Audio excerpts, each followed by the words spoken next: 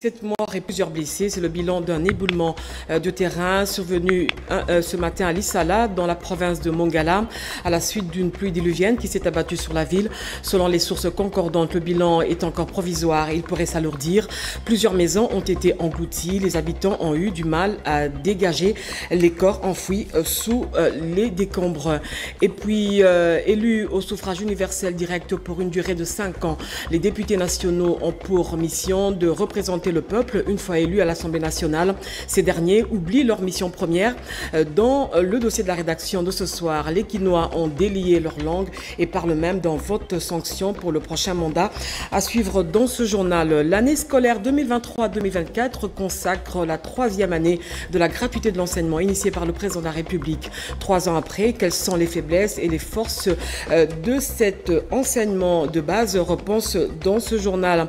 Enfin, 2 invités dans ce journal. André Mbata, il est le premier vice-président de l'Assemblée nationale. Il va nous expliquer le rôle constitutionnel d'un député national et à l'approche des élections de décembre 2023. Et puis, sur ce plateau, je recevrai Giscard Koussema. Il est directeur de la presse présidentielle. Giscard Koussema, bonsoir. Bonsoir, madame.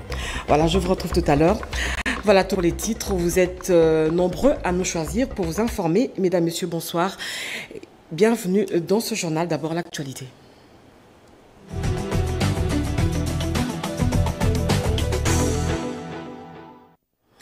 Félix Tshisekedi est attendu à New York où il prend part à la 78e Assemblée générale de l'ONU.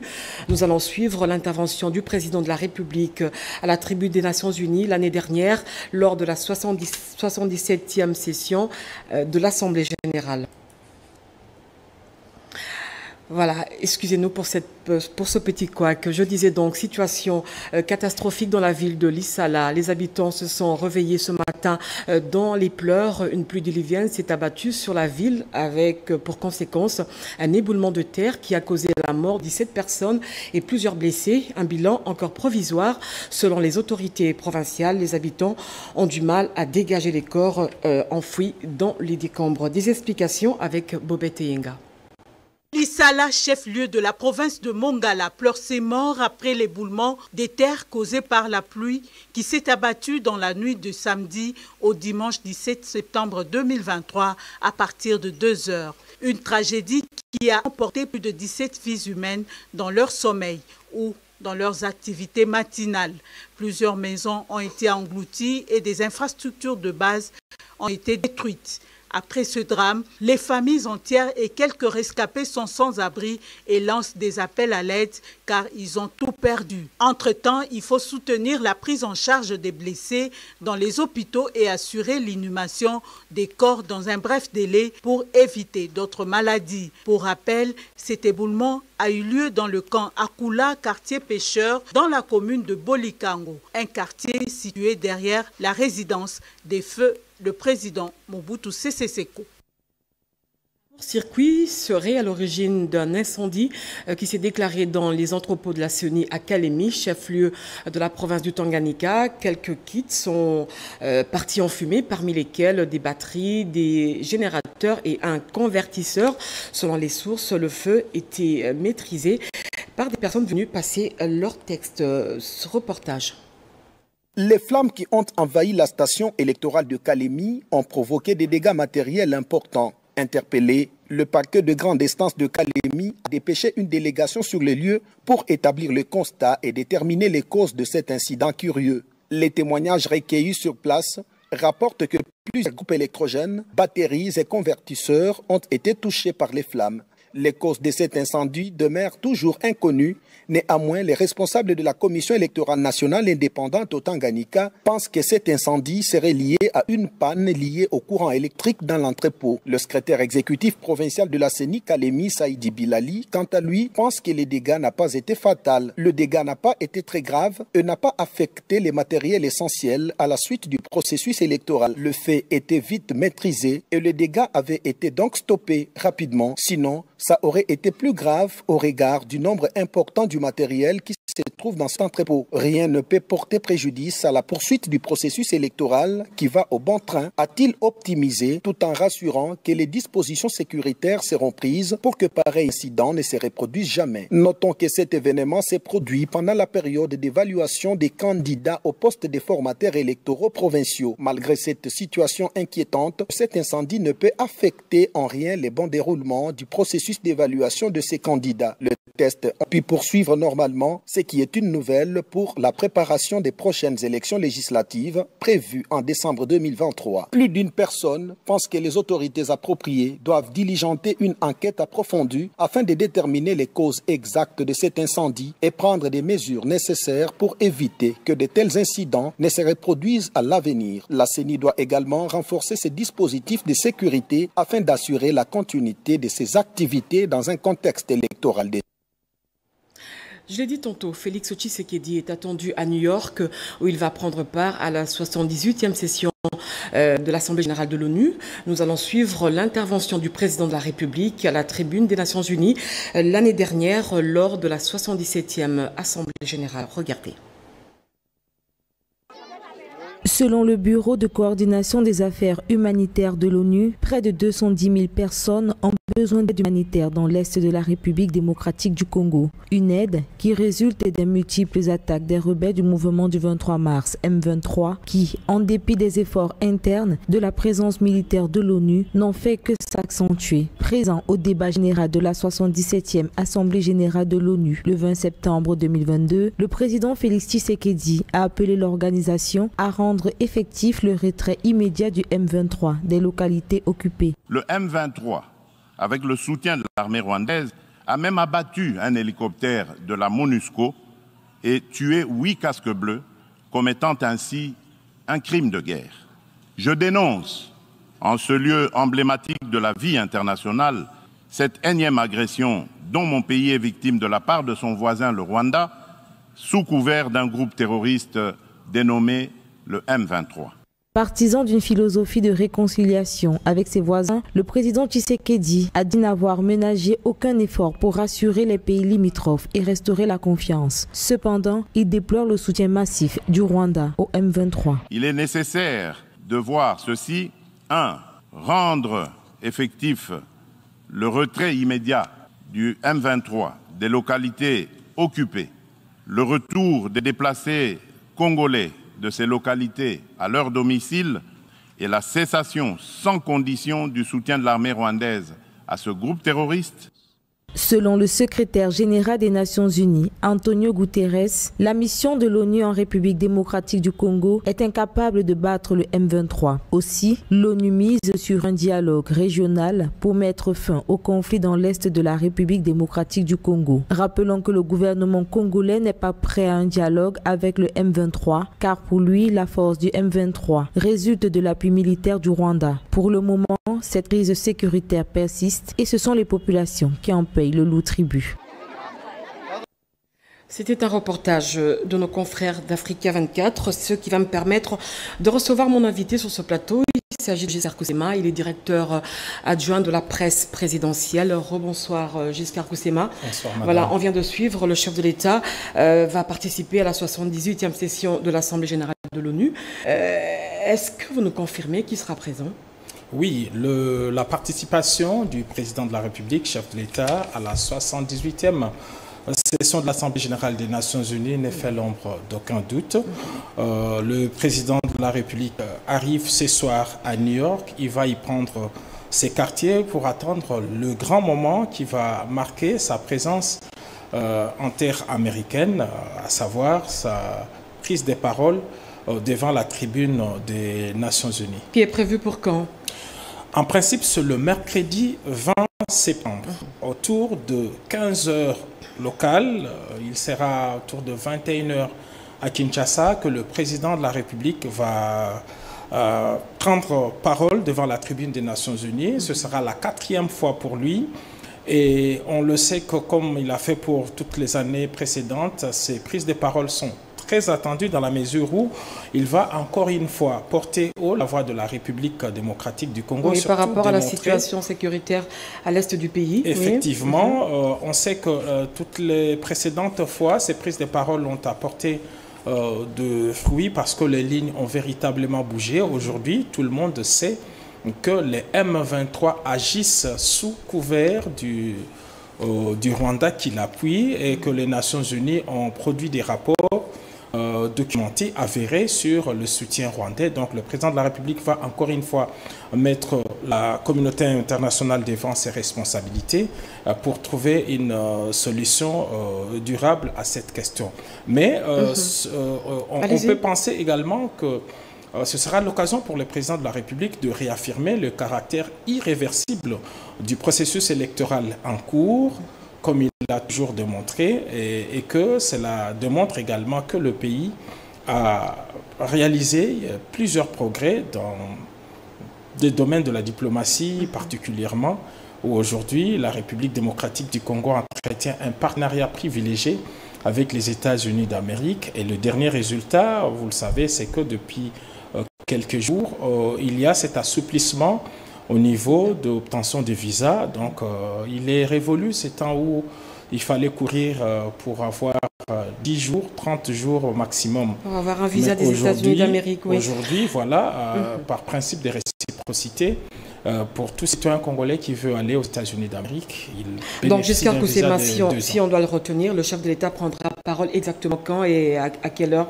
et quel jour? Ce sera le mercredi 20 septembre. Il a été programmé 12e dans l'ordre alphabétique qui a été établi par le protocole des Nations Unies. Il sera autour de 21h heure de Kinshasa et la cellule de communication présidentielle a pris toutes les dispositions pour retransmettre en direct ces grands orales du président de la République, comme cela se passait les 3 dernières fois.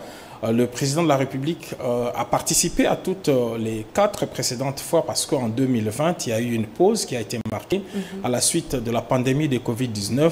Il n'y a pas eu une assemblée générale en présentiel. Mais sinon, pour toutes les 3 fois, le chef de l'État s'est exprimé et sa parole a fait bouger les lignes. Rapidement, Giscard Koussema, que prévoit l'agenda du président de la République? Rapidement, en 3 mots. On sait que le point d'orgue, c'est d'abord sa participation à l'Assemblée générale, mais c'est aussi l'occasion pour lui d'avoir plusieurs rencontres au niveau bilatéral.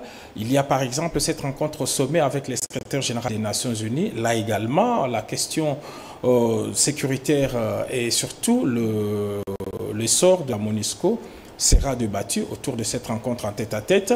Il y a également un grand rendez-vous important sur les objectifs de développement durable, une grande activité de New York, mais il y a aussi un sommet en rapport avec le climat. Comme on le sait, le climat sera au centre des discussions à New York et aujourd'hui, aucune réflexion mondiale ne peut se faire sur cette question sans la République démocratique du Congo. Merci Giscard Koussema.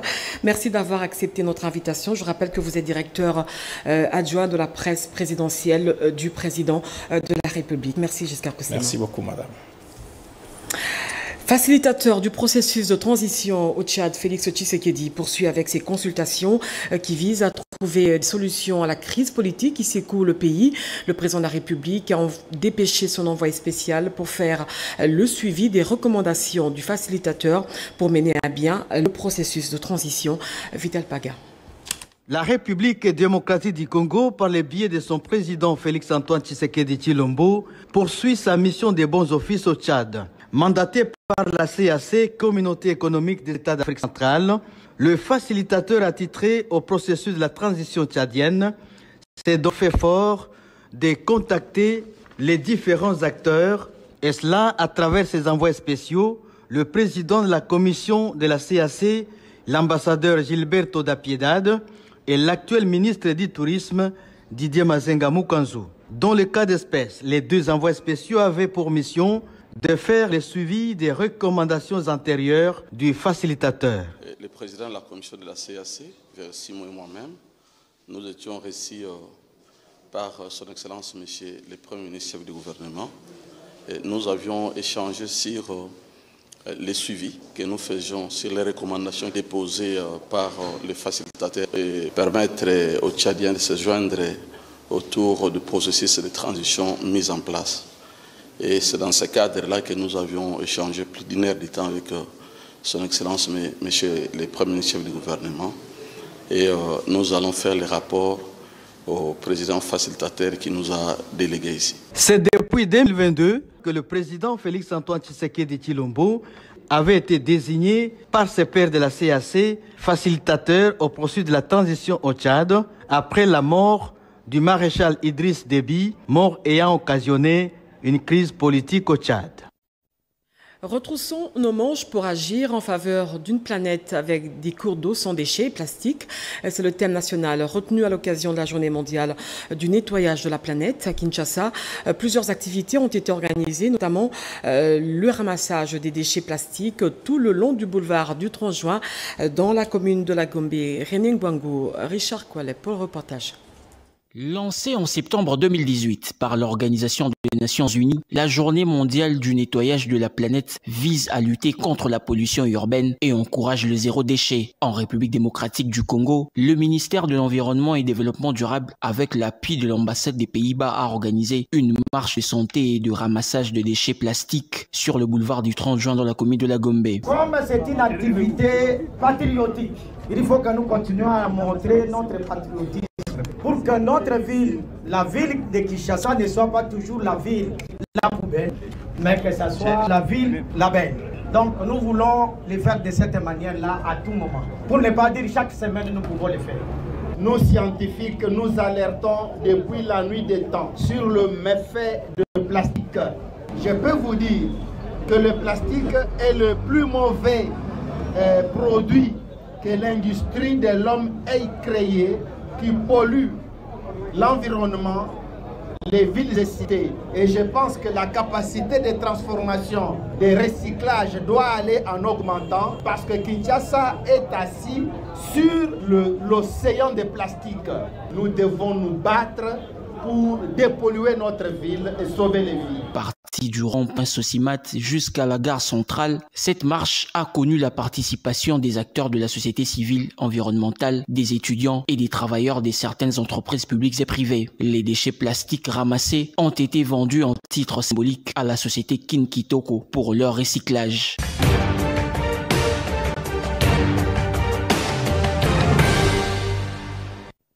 La semaine du président va être consacrée sur la prestation de serment aux magistrats.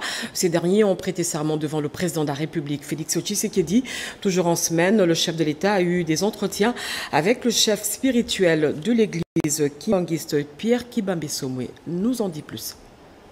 L'église kimbanguiste a commémoré le 12 septembre dernier l'anniversaire de naissance et l'arrestation du prophète Simon Kimbangu. L'événement a été évoqué au cours de l'entretien que le président de la République Félix-Antoine Tshisekedi Tshilombo a eu en début de semaine à la Cité de l'Union africaine avec le chef spirituel de l'église kimbanguiste Simon Kimbangu Kiangani. La date marque aussi la déportation de plus de 37 000 familles avec 150 000 martyrs dénombrés par l'église kimbanguiste. Simon Kimbangu Kiangani a annoncé au chef de l'État la construction d'un mémorial en mémoire de toutes ces victimes. Il a aussi remercié le président de la République de l'attention particulière qu'il accorde à la réhabilitation de la route d'Nkamba. Nommé au terme d'une série d'ordonnances présidentielles le 15 août dernier, 69 magistrats de la Cour de cassation, du Conseil d'État et des parquets généraux près ces hautes juridictions ont prêté serment au Palais de la Nation devant le président de la République Félix-Antoine Tshisekedi Tshilombo, magistrat suprême, qui a pris acte de leur prestation de serment. Ces hauts magistrats ont juré de respecter la Constitution et les lois de la RDC, de remplir loyalement et fidèlement, avec honneur et dignité, les fonctions qui leur sont confiées. Les deux chambres du Parlement ont procédé à l'ouverture de la session budgétaire de septembre, une session de tous les enjeux. Autre sujet qui a retenu notre attention, c'est la relance des activités de la compagnie aérienne Congo Airways. La semaine en 5 minutes avec Chantal Okoloba. Faits ont marqué la semaine qui vient de s'achever. Ouverture de la session de septembre par les deux chambres du Parlement. Une session essentiellement budgétaire. Pour lutter contre l'exploitation illicite de l'or artisanal, un forum a été organisé par la CIRGL. Travaux ouverts à Kinshasa par le Premier ministre Jean-Michel Samalou Kondi. Relance des activités de la compagnie Congo Airways, le gouvernement est déterminé à trouver des solutions urgentes. Cette question a été débattue au cours des échanges qu'il a eus avec les ministres des Transports et le directeur général de cette compagnie nationale d'aviation. Démarrage de l'opération d'identification des unités flottantes sur le fleuve Congo par les ministres des Transports, voies de communication et désenclavement. C'est là en vue de contrôler le niveau de chargement des différentes embarcations pour éviter les accidents de navigation. Au volet des infrastructures, les travaux de construction du centre culturel artistique des pays de l'Afrique centrale évoluent à pas de géant. Au moins 80% des travaux sont déjà exécutés. Les ministres d'État en charge des infrastructures avaient effectué une visite d'inspection pour se rendre compte de l'évolution des travaux. Dans le cadre du programme de développement des 145 territoires, le ministre du Plan avait effectué une visite d'itinérance dans le Grand Équateur. Question d'évaluer le niveau d'exécution des travaux de réhabilitation et de construction des écoles, centres de santé et bâtiments administratifs. La population du Grand Bandundu a bénéficié de nouveaux bâtiments scolaires et administratifs. C'est là, toujours dans le cadre du PDL des 145 territoires.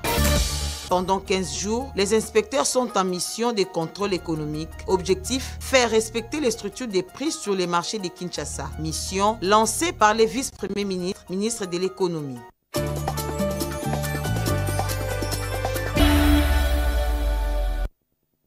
À présent, face à la rétrospective de la revue de presse avec Jean-Pierre Nolonasso. Bienvenue à cette rétrospective de la semaine de la revue de presse. Eco News ouvre le bal et annonce le silence des leaders du Grand Kivu face au drame survenu à Goma où 50 civils ont été tués lors de la répression de la manifestation anti-MONUSCO. Pas de déclaration, même pas de message de compassion de la part de ces derniers. Jeune Afrique et Radio France Internationale sommet de rectifier le tir à propos du fake news sur la mort de Chérubin Okende, note Géopolis Hebdo. Sans vérification, ces médias ont relayé un document attribué à l'Agence nationale de renseignement. Le gouvernement a récusé les affirmations de Jeune Afrique et de RFI. La province de Mai-Ndombe, sous la menace des miliciens Mobondo, alerte tempête des tropiques. Ces derniers sèment la panique à Kwamout, une situation dénoncée par la société civile qui appelle le gouvernement à sécuriser la population. Au bord de la faillite, Congo Airways interrompt momentanément ses activités, annonce vraie thématique. Selon le journal qui cite certains experts, cette situation aurait été évitée si le plan de restriction annoncé en 2019 avait été exécuté à la lettre. Échec et mat, voirie urbaine, des trous défient l'opération Zéro Trou à Kinshasa, constate Forum des As. Pour le confrère, il est pratiquement impossible de dire aujourd'hui combien de trous il y a exactement sur les routes de Kinshasa. L'opération Zéro Trou est donc un échec puissant. Alerte d'Amnesty International. Cette organisation non gouvernementale internationale accuse les miniers d'accaparer les terres. Au Lualaba, selon le potentiel, les victimes ne bénéficient pas d'une indemnité pour subvenir à leurs besoins. Horreur à Bunia. Un pasteur accuse un enfant de 9 ans de sorcellerie et en complicité avec la tante de l'enfant, lui crève les yeux, révèle la République. Le drame s'est déroulé au quartier Lembobo, à l'église du Réveil appelée Corps du Christ. Jean-Marc Kabond écope de 7 ans de servitude pénale pour offense au chef de l'État et propagation de faux bruits, rapporte l'Avenir. Le verdict a été prononcé par la Cour de cassation en l'absence de l'ancien speaker de l'Assemblée nationale. Mai-Ndombe, une soixantaine de familles sans abri après des pluies diluviennes à Kiri, note actualité.cd. Des dégâts matériels sont importants. L'administrateur du territoire de Kiri plaide pour une assistance. On boucle cette rétrospective de la revue de presse par Forum des As qui annonce la publication par le ministre de la Communication et Médias, Patrick Mouyaya, du volume 2 du livre sur la tragédie humanitaire en République démocratique du Congo consécutive à l'agression rwandaise où 1,5 million de citoyens en âge de voter n'ont pas pu s'enrôler.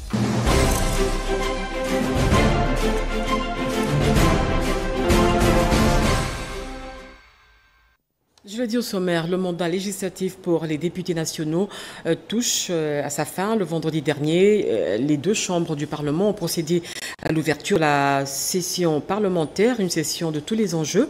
À quelques mois de la fin de leur mandat, l'heure est au bilan et la population, les attentes de la population plutôt sont très pressantes. Les langues se sont déliées.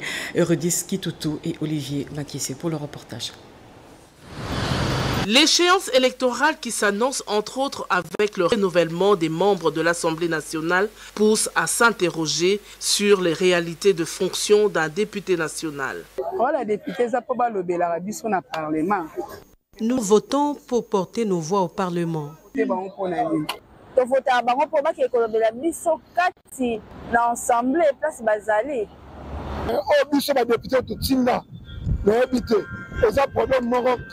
Le rôle d'un député est de défendre la population pour que le malheur ne lui arrive pas.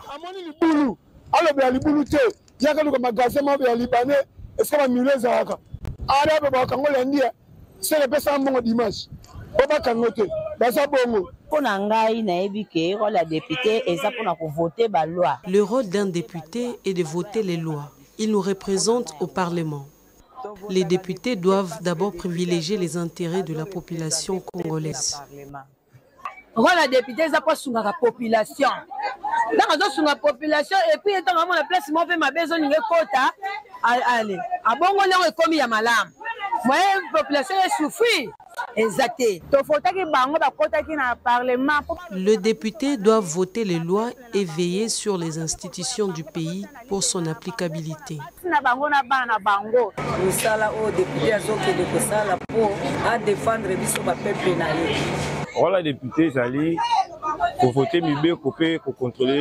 Au Parlement, les députés doivent privilégier les intérêts de la population. Pour veiller sur les institutions, Yamboka, afin qu'elles soient vraiment appliquées et à la mise en place. Ils doivent répondre aux desiderata de la population. Toutes ces considérations méritent d'être prises en compte pour que les prochains députés nationaux ne fassent pas l'objet des critiques de leurs prédécesseurs.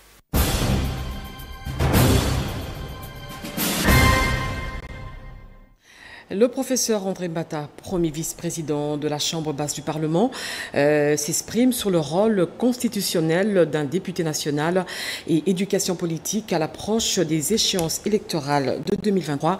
On l'écoute au micro de Robert Ndaïchi-Sensé. Viennent des partis politiques. L'une des missions des partis politiques, c'est l'éducation politique. Parce que les députés viennent de toutes les couches de la population. Quand ils viennent, les partis politiques doivent également jouer ce rôle-là. Faire comprendre aux candidats dès le départ, écoutez, vous avez choisi d'être candidat, vous voulez vous faire élire député national, voilà la mission d'un député national. Que les partis politiques déjà éduquent leurs membres. Évidemment, il y a également les émissions telles que celles que vous organisez actuellement, qui permettent, avant même que les élections n'aient lieu au mois de décembre, qui permettent aux gens de comprendre la mission réelle des députés.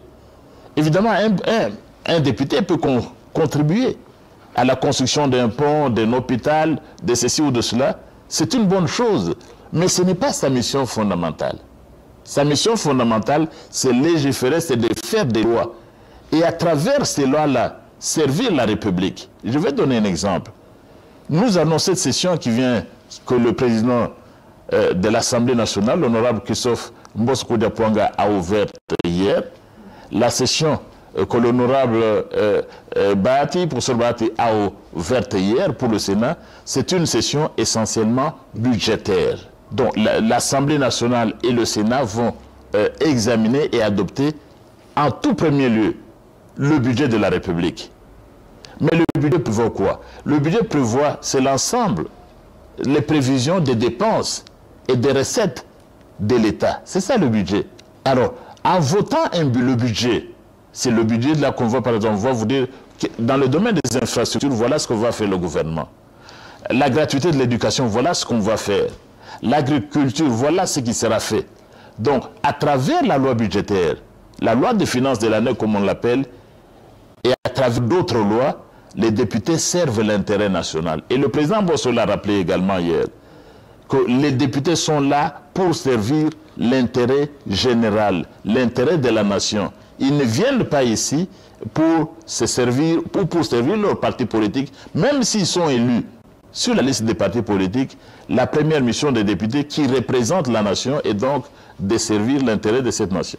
Bon, je crois que c'est une mission importante pour les députés, donc sensibiliser, mais c'est la mission de tout le monde. C'est tout le monde qui doit prendre part à cet exercice-là. Vous êtes des médias, mais les médias jouent un très grand rôle. La RTNC, la chaîne que vous représentez, elle est écoutée dans tout le pays, et les médias jouent un très grand rôle là-dedans. Vous avez également les organisations de la société civile, qui ont également mission d'éduquer, de sensibiliser la population, la société civile dans son ensemble. Vous avez les églises qui jouent également un grand rôle. Vous avez le gouvernement lui-même. Et donc c'est une tâche qui nous incombe à nous tous de sensibiliser notre population, de voter utile, de comprendre également avant de voter, avant de prendre leur bulletin, de le passer dans l'urne, de comprendre pourquoi ils le font. Ils ne doivent pas voter pour les calicots, ils ne doivent pas voter pour un père ou pour ceci. Non, ils doivent comprendre que les personnes que nous choisissons, ce sont des personnes qui sont capables de parler pour nous, de représenter la nation. Et cela pendant 5 ans. Donc, il faut qu'on puisse comprendre que ceux qui seront élus, ils vont rester en fonction pendant 5 ans. Et si vous avez fait un mauvais choix pendant 5 ans, vous n'aurez qu'à vous en prendre à vous-même. Parce que vous aurez fait un mauvais choix. C'est-à-dire, avant de voter, il faut sensibiliser la population pour qu'elle comprenne également la mission qui va revenir à ces personnes qui seront élues. Et la population doit aussi juger. Ce n'est pas n'importe qui doit être député national. Non, ce n'est pas n'importe qui. Les 120 lois. Il faut dire que chez nous, on a... c'est bien qu'on parle aux personnes du média que vous êtes. Les gens ne comprennent pas toujours qu'est-ce que c'est que le social. Le social, c'est quoi le social? Bon, c'est tout ce qui touche à la vie des citoyens. Et la loi, les lois par exemple, les 120 lois dont le président de l'Assemblée nationale a parlé dans son discours, toutes ces lois-là, d'une façon ou d'une autre, touchent au social de la population. Je commence la première loi, la loi des finances de l'année, le budget. Mais le budget touche au social de la population. Parce que dans le budget qu'on prévoit l'argent, qu'on prévoit des sommes pour construire les écoles, construire les routes, les infrastructures, c'est dans le budget. Donc disons que la première loi d'ailleurs, c'est le budget. Les dépenses. Mais on va dépenser pour quoi? Mais on va dépenser pour l'eau, pour la gratuité de l'éducation. Et le président de l'Assemblée nationale y a fait également allusion. La gratuité de la maternité, par exemple. Si elle est gratuite, si la maternité est gratuite, mais qui supporte ces dépenses-là? C'est l'État. L'année scolaire 2023-2024 consacre la 3e année de la gratuité de l'enseignement de base. 3 ans après, quelles sont les forces et les faiblesses de ce programme qui a permis à plusieurs enfants de renouer avec l'école? Suivez son reportage.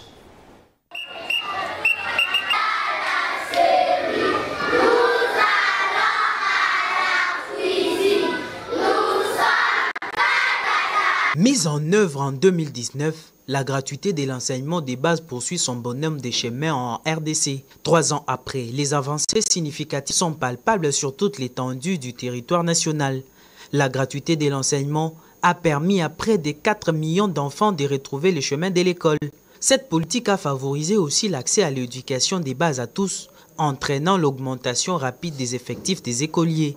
Parmi les faiblesses, la gratuité de l'enseignement engendre des besoins supplémentaires. Effectivement, la gratuité est là.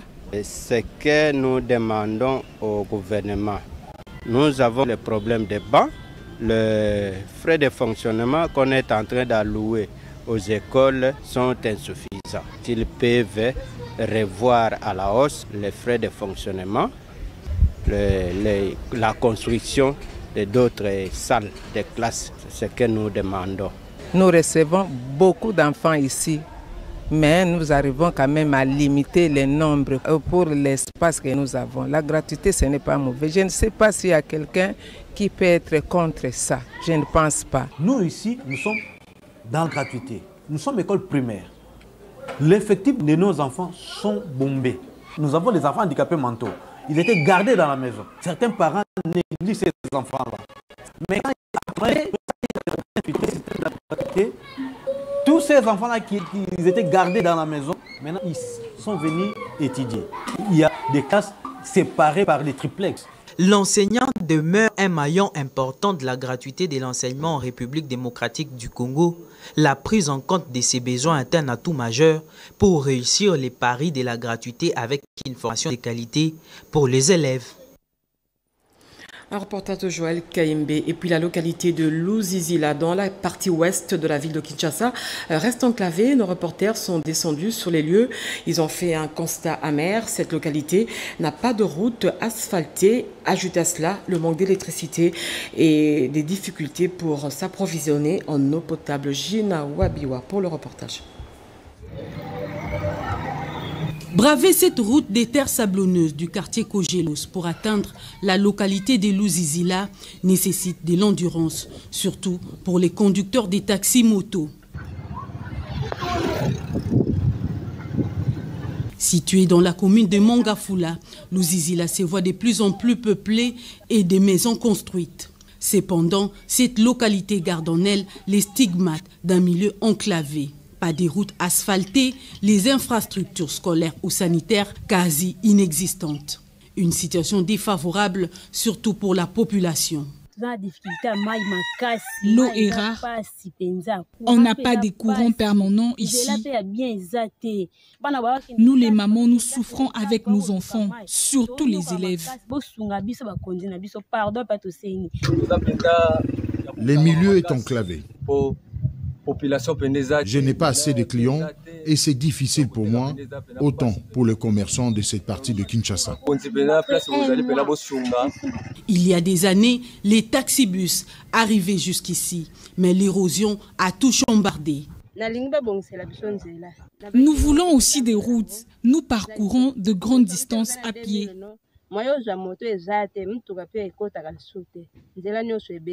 En attendant son désenclavement, la majorité de la population de Luzizila emprunte les trains en provenance des Kasangulu pour se rendre à la gare centrale dans les centres-villes.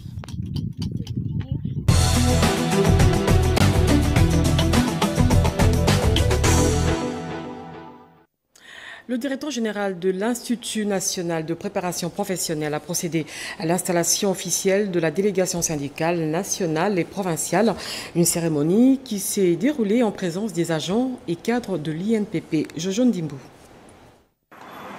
Après la publication des résultats des élections syndicales au sein des entreprises publiques organisées au mois de juin dernier sur toute l'étendue du territoire national, l'heure est à l'installation des délégations syndicales à l'Institut national de préparation professionnelle INPP. D'entre jeu, la directrice des ressources humaines de l'INPP a fait la lecture des résultats de ces élections qui se sont déroulées sans embûche ni anicroche. C'est le directeur général de l'INPP, Godefroy Stanislas Chimonga, qui a procédé à l'installation officielle de la délégation syndicale nationale et provinciale. La délégation syndicale nationale de l'INPP, et c'est le seul canal par lequel tous vos désirata et toutes vos revendications doivent passer selon la loi.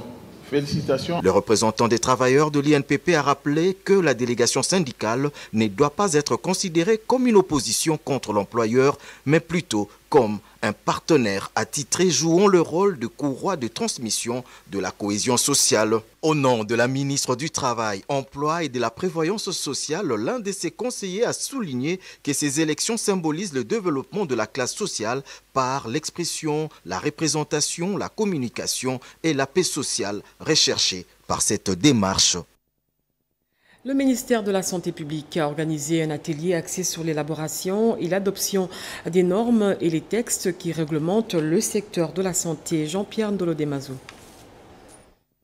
Les participants ont mis l'accent sur la métrologie légale et sur les dispositifs médicaux des établissements de soins de 2e hôpital médical et 3e hôpital national de référence. La métrologie légale qui est un ensemble d'exigences et de procédures de contrôle imposées par l'État pour garantir la fiabilité de certains instruments de mesure. La métrologie légale intéresse aussi les ministères de la Santé. La valeur ajoutée de la métrologie légale, c'est de déterminer les textes réglementaires relatifs à certains équipements dont nous recherchons la fiabilité en termes de résultats, de précisions, des caractéristiques métrologiques, tout ça. C'est pourquoi il faut faire des textes réglementaires dans ces domaines. La République démocratique du Congo a à cet effet intérêt de considérer la métrologie dans le secteur de la santé. Nous élaborons les normes des dispositifs médicaux, équipements, dispositifs médicaux, c'est-à-dire matériel, équipement. Et nous devons, parmi eux, arriver à dire quels sont les matériels qui absolument doivent être soumis sous contrôle métrologique. Le ministère de la Santé sollicite du gouvernement la matérialisation de ce projet dans le but de contribuer de manière efficace à l'amélioration de la santé de la population conformément aux stratégies fondamentales de la politique d'offrir des soins de qualité aux Congolais. Et puis le directeur général de la Régie des voies aériennes a réceptionné un aéronef de la compagnie aérienne FlyULA qui va s'élargir d'ici la fin de l'année avec un avion Airbus. Pour les responsables, cette réception va permettre d'élargir le ciel congolais. Suivez ce reportage. Mieux qu'une bouffée d'oxygène, c'est un véritable coup de pouce à la flotte aérienne congolaise qui peine à satisfaire les besoins en déplacement des populations entre les villes du pays. Ce premier aéronef, immatriculé King Air 350, peint aux couleurs jaune et bleu, qui est le symbole de la richesse du sous-sol et de la rivière Ouélé, vient renforcer le convoi de la compagnie aérienne FlyULA qui va desservir tous les vols domestiques à travers la République. La praticabilité de nos avions est franchissable à tous nos aéroports et aérodromes de la RDC. Réceptionnée par le directeur général de la Régie des voies aériennes à l'aéroport national de Ndolo, cette nouvelle acquisition vient appuyer les efforts du gouvernement de la République dans la résolution des solutions dans l'espace aérien. Pourquoi pas nous les Congolais? Donc il n'est pas dit que les compagnies aériennes, le transport aérien a été pris par les étrangers. Aujourd'hui, nous répondrons favorablement à l'appel du chef de l'État, de l'entrepreneuriat et de l'accompagnement de main-d'œuvre locale. C'est une compagnie aérienne congolaise, purement de capitaux congolais. Après avoir survolé Kinshasa, la capitale, au cours d'un vol inaugural, les passagers de la compagnie FlyULA ont exprimé leur satisfaction. L'appareil est très confortable, donc nous demandons à d'autres Congolais qu'ils investissent aussi dans les secteurs aériens pour que nous ayons ce genre de confort. Nous avons fait un vol magnifique, l'avion ne bougeait pas, pourtant on m'a toujours dit que les petits appareils bougent, ça bouge à tout moment, mais là vraiment il y avait la stabilité. Selon les responsables, la compagnie aérienne FlyULA va être élargie avec un avion Airbus d'ici la fin de cette année. Déjà, 5 Fokker 50 vont arriver à Kinshasa le mois prochain, au grand bonheur des Congolais. Et à la relance de la production du café en RDC, c'est dans ce cadre que le directeur fédéral de l'Office national des produits agricoles du Congo a effectué une mission de redynamisation des producteurs du café dans la province du Congo central. Des explications avec Dada Chabani. Autrefois pays producteur du café, la République démocratique du Congo, à travers le ministère de l'Agriculture par les billets de l'Office national des produits agricoles du Congo, est décidé plus que jamais à relancer la culture du café dans toutes les provinces productrices du café, ce qui justifie la descente du directeur général de l'ONAPAC au Congo central pour inciter les producteurs à penser à redynamiser cette culture et surtout à penser à l'exportation. À Boma, à Lukula et partout où elle est passée, il y a eu des séances de travail travail avec les agents et cadres de l'ONAPAC ainsi que les producteurs de café réunis en union des associations des producteurs de café au Mayombe. Elle a visité les usines de traitement de café et les champs d'expérimentation où elle a personnellement planté quelques graines de café, une façon de donner les coups d'envoi de la culture intensive du café dans cette province. La ville de Matadi a constitué le point de chute de sa visite au Congo central. 50 villages de Lupula sont bénéficiaires de ce projet. Nous avons distribué 900 000 jeunes plantes à Lupula et un germoire déjà a été mis en place pour que 9 000 autres jeunes plantes soient distribuées l'année prochaine. Tous ceux qui sont dans la culture du cacao et du café aussi. Et donc, l'ONAPAC est là aujourd'hui pour cette relance. Faites-nous confiance. Les forces politiques et sociales alliées à l'UDPS sont solennellement choisies. Félix Tshisekedi comme candidat unique à l'élection présidentielle du 20 décembre 2023. C'est l'une des grandes résolutions du conclave de ce regroupement politique qui a réuni les militants et cadres des partis politiques venus des 4 coins du pays. José Baïtouambo pour le commentaire. Ouvert jeudi 14 septembre 2023 à Kinshasa, les conclaves de forces politiques et sociales alliées à l'UDPS Tshisekedi s'est clôturé le samedi 16 septembre 2023 au chapiteau impérial situé sur l'avenue Prince de Liège. Les forces politiques et sociales alliées à l'UDPS FPAU en sigle, dont les coordonnateurs généraux et Élisée Bokomouana Maposo, vice-ministre du budget et autorité morale du parti politique Puna et dont la haute autorité et le patriarche Jonas Mukamba ont choisi solennellement l'actuel président de la République, Félix-Antoine Tshisekedi Tshilombo, comme leur candidat unique à l'élection présidentielle du 20 décembre 2023. L'événement a été marqué par la présence du secrétaire général de l'UDPS, Augustin Kabouya, allié naturel de l'UDPS avant le pouvoir, a confirmé Augustin Kabouya. Les FPAU restent toujours dans la philosophie de promouvoir les actions du chef de l'État, Félix-Antoine Tshisekedi Tshilombo. Je voudrais à ce qu'on continue. Dans cet élan, la victoire est certaine, Fati, carton plein pour une majorité écrasante. Pour rappel, les forces politiques et sociales alliées à l'UDPS Tshisekedi étaient un regroupement politique créé avant les élections de 2018 par la hiérarchie de l'UDPS et demeure fidèle et loyaux à son alma mater qui est. Fin de ce journal magazine réalisé par Mustapha Obio, coordonné par Bobette Eyenga sous la supervision d'Oscar Balkaïj. 23h, Marie-France Zaina revient sur ce plateau pour vous informer. Moi, je vous dis au revoir et à la prochaine.